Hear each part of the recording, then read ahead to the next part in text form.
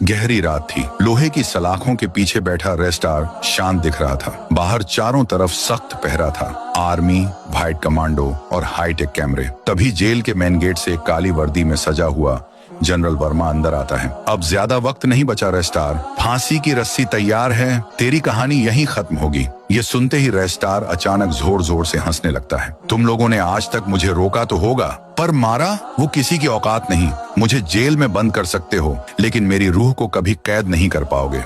General गुस्से से तिलमिला उठता है और चिल्लाकर कहता है, इस पर 24 घंटे नजर रखो, एक भी चूक नहीं होनी चाहिए। वो गुस्से में जेल से निकल जाता है। शहर के बाहरी इलाके में एक ब्लैक स्पोर्ट्स कार तेजी से सड़कों को चीरती हुई आगे बढ़ रही है। कुछ देर बाद वो एक पुरानी बंद पड़ी फैक्ट्री के सामने रुकती है। कार से एक नकाबपोश आदमी उतरता है और फैक्ट्री के अंदर जाता है। अंदर सैकड़ों लोग हथियारों के साथ खड़े थे। सबके बीच एक ऊंची कुर्सी पर बैठा एक शख्स, शैडो किंग, अंडरवर्ल्ड का सबसे बड़ा खिलाड़ी। नकाबपोश आदमी जाकर उससे कुछ कहता है और शैडो किंग की आंखों में एक रहस्यमयी चमक आ जाती है। कोई बड़ी साजिश पनप रही थी। रात का वक्त, जेल के चारों ओर सबसे खतरनाक सिक्योरिटी तैनात है। तभी अचानक आसमान से मिसाइलें बरसने लगती हैं। धमाकों की गूंज से पूरा जेल हिल उठता है। उसी अफरा तफरी में वही ब्लैक कार अंदर घुसती है, रेस्टार की सेल तोड़ती है और उसे निकाल कर ले जाती है। कुछ ही मिनटों में कार अंधेरे में गायब हो जाती है। सुबह जब जनरल वर्मा जेल पहुंचता है,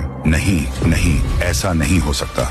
राइस्टार को कोई यहाँ से नहीं निकाल सकता था। दूसरे दिन राइस्टार अपने पुराने अड्डे पर बैठा था। उसके सामने वही ब्लैक कार खड़ी थी और उसके पास खड़ा वो नकाबपोश आदमी, जो कोई और नहीं, उसका सगा भाई था, आर्यन, जो बचपन से ही अंडरवर्ल्ड में माहिर हो चुका था। अब वक्त आ गया है भाई, जिसने तुझे जेल में डाला उसकी दुनिया उलट देंगे। शहर की हर दीवार, हर गली में रेस्टार के पोस्टर लगे हुए हैं। Wanted criminal. 1 महीना पहले रेस्टार अपने घर लौट रहा था। रात का वक्त था। वो अपनी बाइक पर सुनसान रास्ते से जा रहा था। तभी उसकी नजर पड़ी एक पुरानी सरकारी बिल्डिंग के अंदर कुछ हथियारों की डील चल रही थी।